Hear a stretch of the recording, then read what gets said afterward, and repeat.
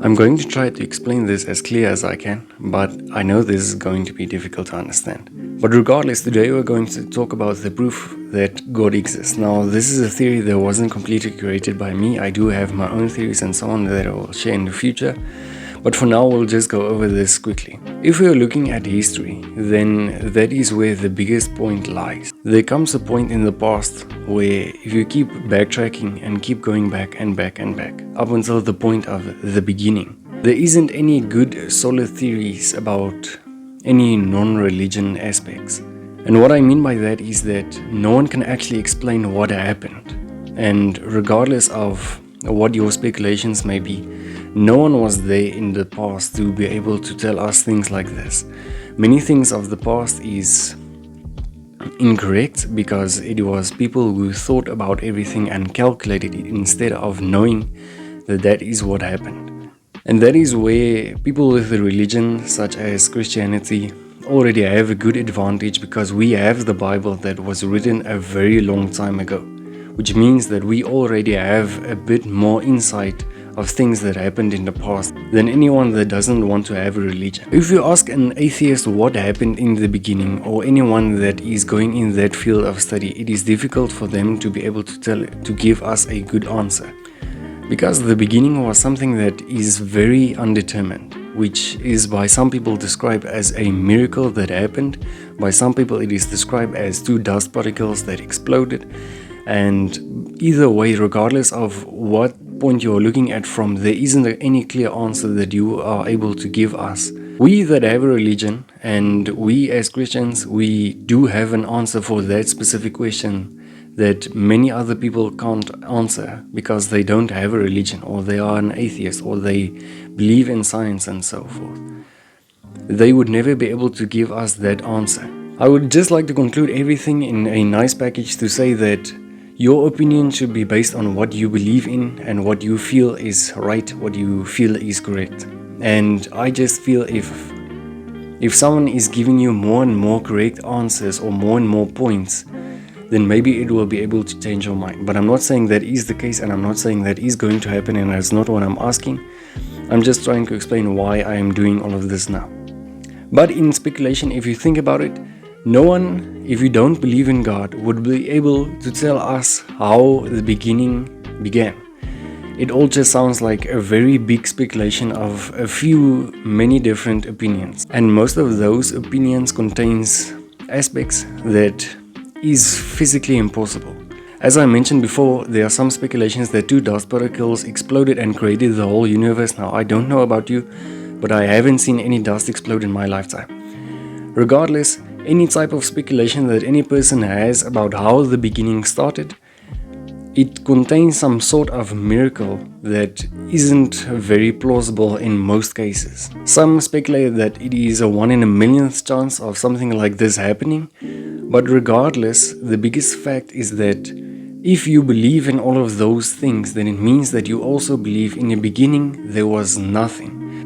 How did something come out of nothing? If there wasn't anything, then it means that there should have already been something. But still, the speculation goes that there wasn't anything, and then all of a sudden, a big spark, a big explosion, and the whole universe was created.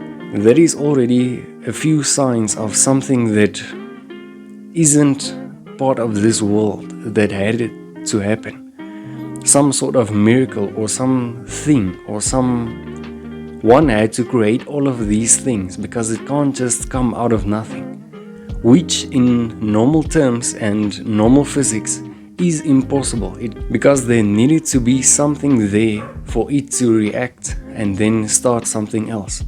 And that is the basics of how I can explain the proof of that God exists. Now, I talked about this in a physical form. I didn't talk about anything emotional or anything like that. The debate is very difficult because no one would actually believe anyone else if they are not giving good points. For example, many people would say God doesn't exist because he doesn't answer me, he doesn't talk to me. But if I am able to tell you God talked to me, would you have believed me? You wouldn't. So how am I able to persuade someone? Even if I have physical facts, and they still don't want to believe me. So is not just a simple thing that I can just sort out in one video. It's going to be a very long thing, and it's going to take time, and I promise you that I do have a lot of good points that I would just like to make, regardless if it's going to change your mind or not.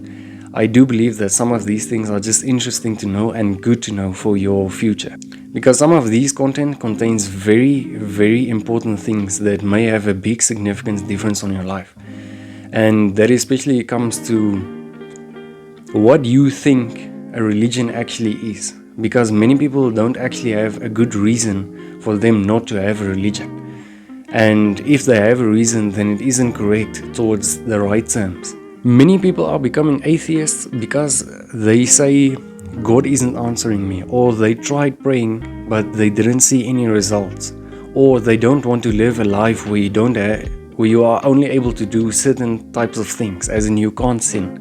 Any person has their own right to their own opinion. They can believe what they want, they can have their own opinions that they want. It is a right that is upon us humans.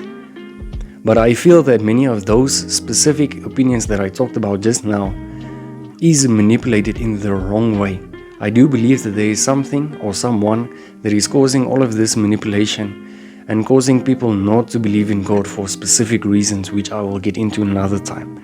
If you're a person that wants to do this, if you're a person that thinks maybe you wanted to go to Christianity, or maybe you wanted to live another life than you are living now, you're not comfortable with all of the beliefs that you have now, then I would encourage you to keep watching my videos, because I do have a lot of good points to make, I promise you.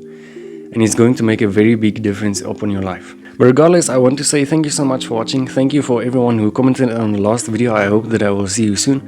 And if you have any questions or any type of things that you want to ask, then please comment it down below. I will be responding towards them. And I hope that you will have a very lovely day. I hope that you would be happy in the end. And thank you so much for watching.